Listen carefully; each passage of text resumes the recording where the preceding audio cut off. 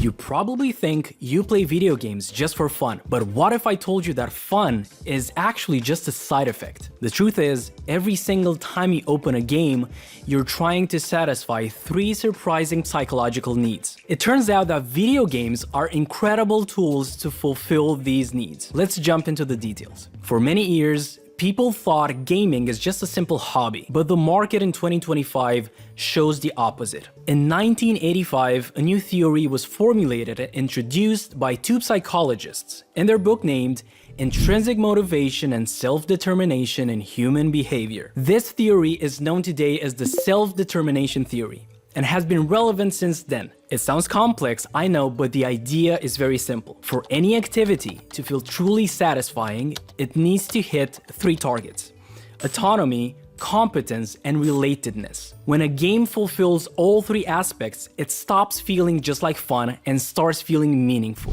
First up, and maybe the most critical, autonomy. This is our deep down need to feel in control, to be the one calling the shots. Our motivation skyrockets when we feel like we're making our own decisions and we play the game exactly as we want. Think about exploring an open world such as Elden Ring or The Legends of Zelda. The game doesn't push you down into playing in a specific way.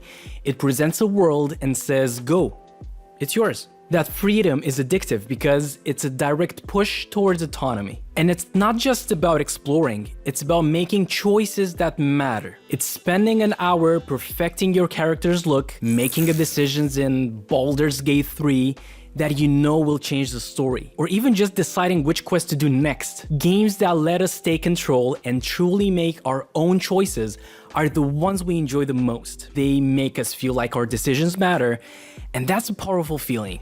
Next, we have competence, which is that universal drive to get good at stuff, to feel effective, and to master a skill. Let's be real, humans love overcoming a good challenge. Video games are basically mastery-making machines. They give us clear goals, a rulebook, and a constant stream of feedback on how we're actually doing. Remember the first time you finally took down that boss that felt impossible?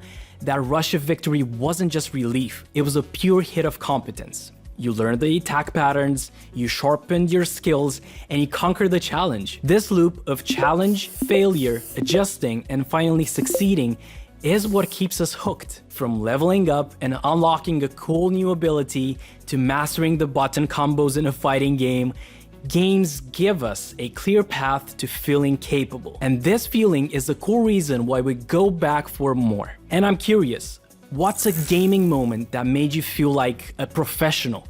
That one challenge you finally beat or a skill you perfected? Drop your stories in the comments. I would like to hear about your greatest wins.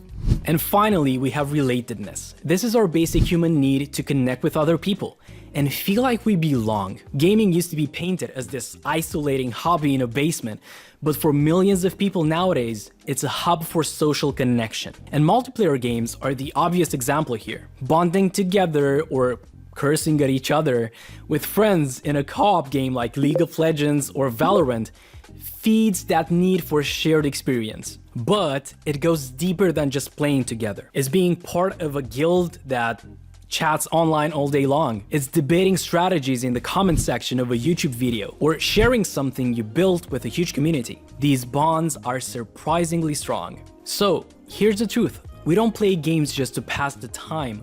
We play because we like to take charge of our story, to become masters of new skills, and to connect with others. We play because games are incredible engines for helping us feeling autonomy, competence, and relatedness. This isn't just a trivial escape. Gaming can be a practice ground for getting back up when you fail, a source of real accomplishment, and the heart of a community. So next time you open that game, remember, you're not just having fun.